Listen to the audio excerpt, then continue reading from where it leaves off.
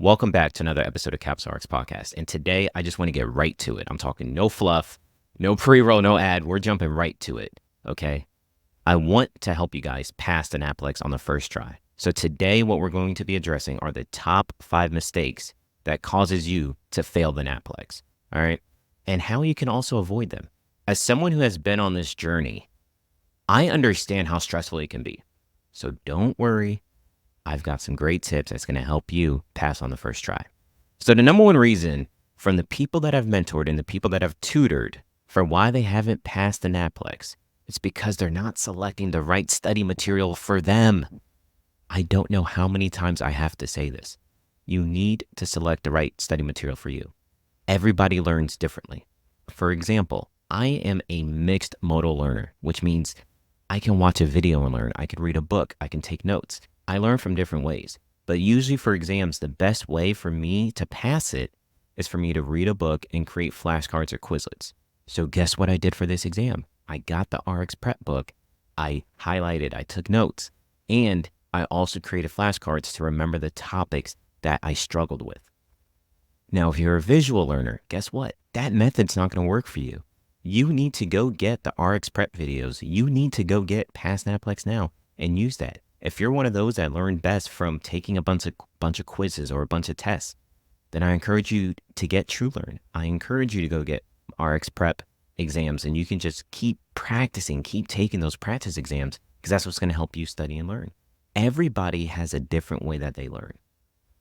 This is a $600 exam. This is not the time for you to switch up how you learn.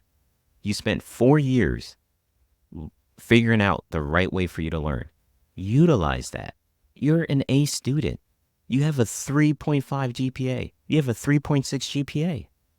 Even if you're a B student, let's say you have a 3.0 GPA. You know what works for you.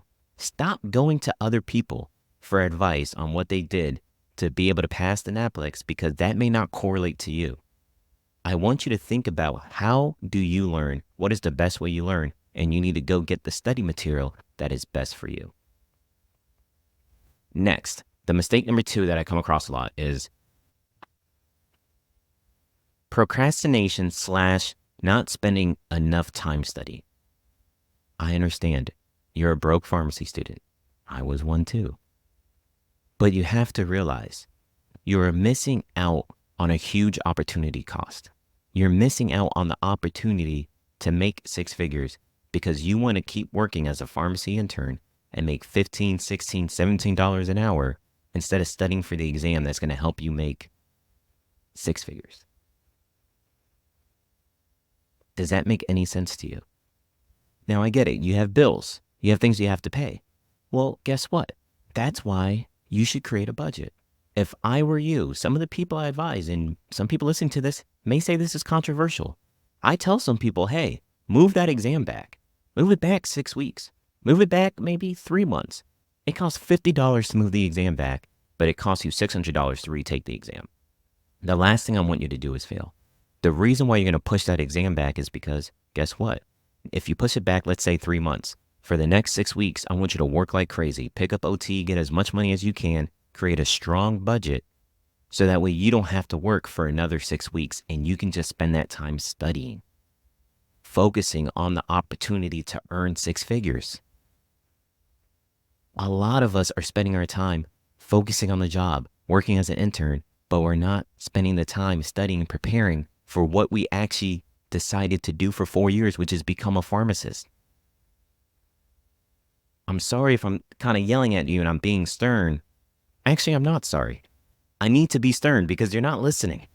Some of you all are just not listening. You keep picking up shifts. You keep trying to help out the job. Oh, I feel bad. They're not going to be paying your bills.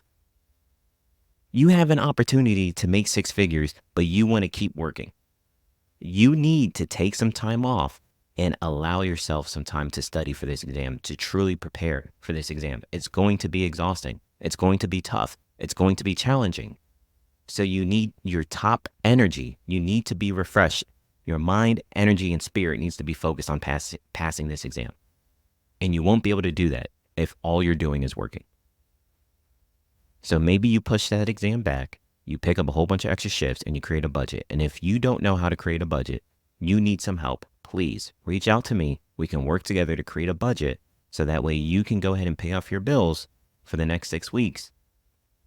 And then all you have to do is just focus on studying for the NAPLEX and maybe only work once or twice a week.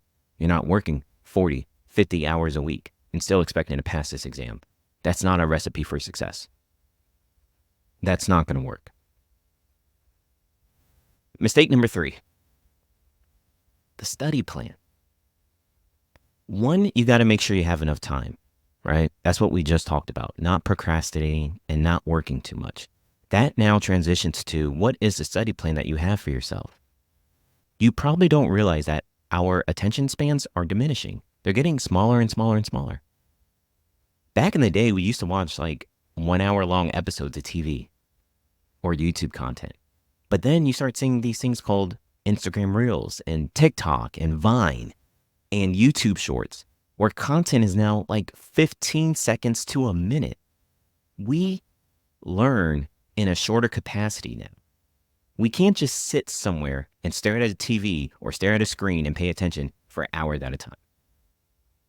Times have changed. Accept it. Understand it.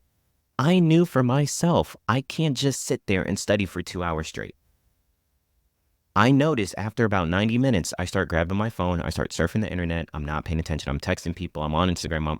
I'm on TikTok. I'm not focused.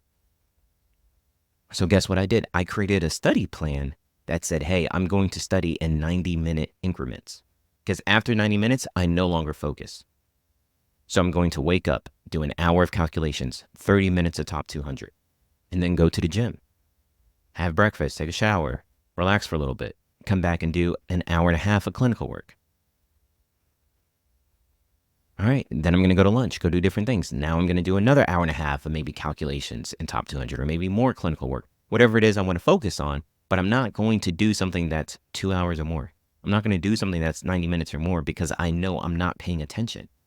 Now my study plan is ineffective. You need an effective and direct study plan. And that's probably the number one thing that I see a lot of students struggle with, that's probably the number one thing I see a lot of pharmacy grads struggle with is not creating an effective study plan. Can't tell you how many people are not doing it. I recently had a session with a pharmacy grad, and we were kind of talking about the different things that made her successful in pharmacy school. One of the things that she said that really helped her pass a lot of her exams was having study sessions with her friends. So I asked her, are you having study sessions with your friends for the NAPLEX? No. Why aren't you having any study sessions? If this was part of the recipe for your success, you need to still do study sessions.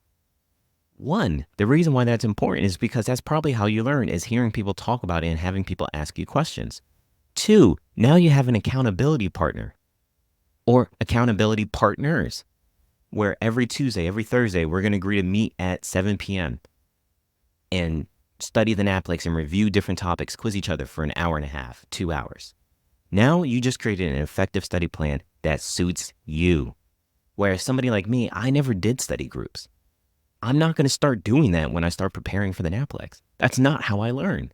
I get distracted when I'm with other people. I need a quiet area. I need a library. I need to be alone.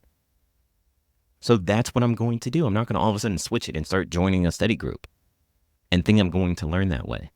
What worked for you these past 4 years? Incorporate that into your study plan to make it effective. If study groups help you stay accountable, if it helps you focus on the topic at hand, then guess what? Reach out to your friends because they're also studying for it. You guys are all pharmacy grads. You all went to the same school.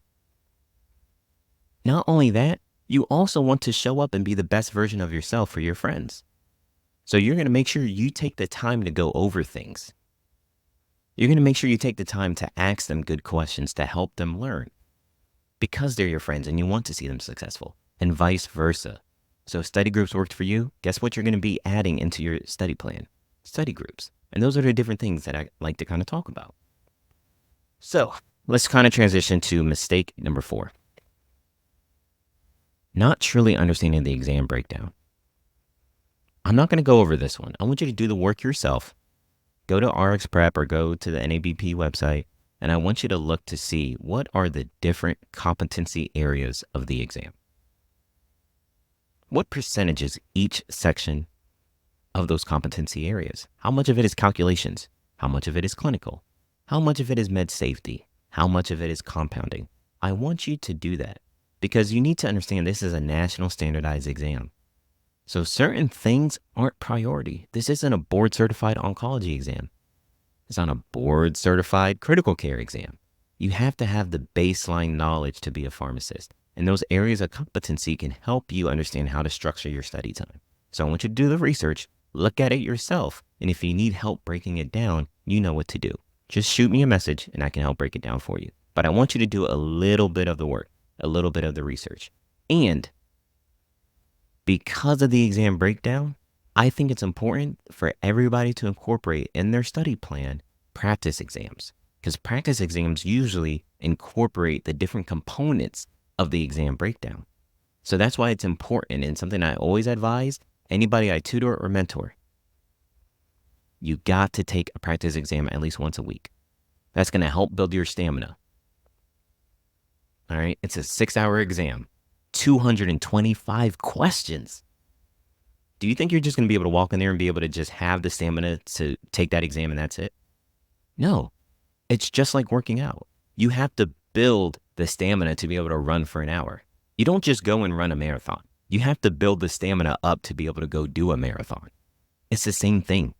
You have to build the stamina up in order for you to actually be prepared and pass this NAPLEX. You have to build the stamina up to be able to last 6 hours in an exam room.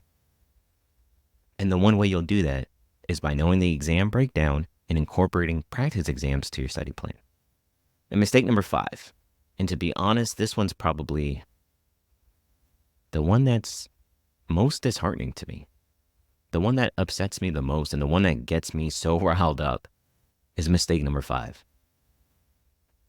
And that's just a lack of self-belief, a lack of confidence, and a negative mindset. There's a reason why I came out with Mindset Wednesdays. So many of you do not believe in yourself. If you don't believe you're going to pass the exam, what do you think is going to happen on exam day? I can give you all the tips, all the advice, all the tutoring help that you need. But if you, and I'm talking to you, if you don't personally believe that you can pass this exam, it's not going to happen. So you need to look within. You need to figure out why you don't believe you can pass this exam. You spent 4 years preparing for this moment. You passed pharmacy school. That was the hard part. You got through the hard part. This is the easy part. All you have to do is apply yourself. All you have to do is give yourself enough time to study. All you have to do is create an effective study plan. And I promise you, you will pass this exam. Life is easier when you believe in yourself.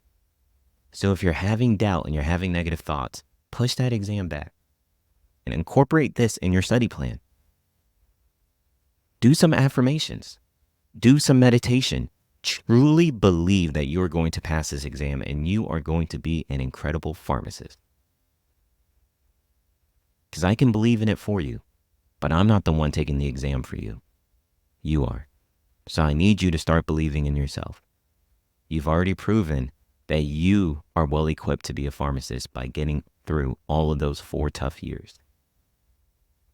Now just go there and pass this exam, become a licensed pharmacist, and have an incredible life. It's literally that simple. All right. Thank you guys so much for listening. If you haven't yet, please like, subscribe, hit that notification bell. It'll help you get notified when our next videos come in, and we'll be able to cover more topics, more tips to help you be successful in your pharmacy career. So before I go, there's one last thing I want to leave you with. You got this. Keep pushing forward. I'm here to support you in any way possible, but believe in yourself. You got this. By the way, If you find these tips helpful and you feel like you need more personalized guidance, I've been offering one-on-one tutoring sessions where we can develop a customized study plan and tackle any specific challenges you may be facing. Many of the students that I've tutored or mentored have found this incredibly beneficial in boosting their confidence and preparedness to pass the NAPLEX. So I'll leave a link in the description if you're interested in learning more.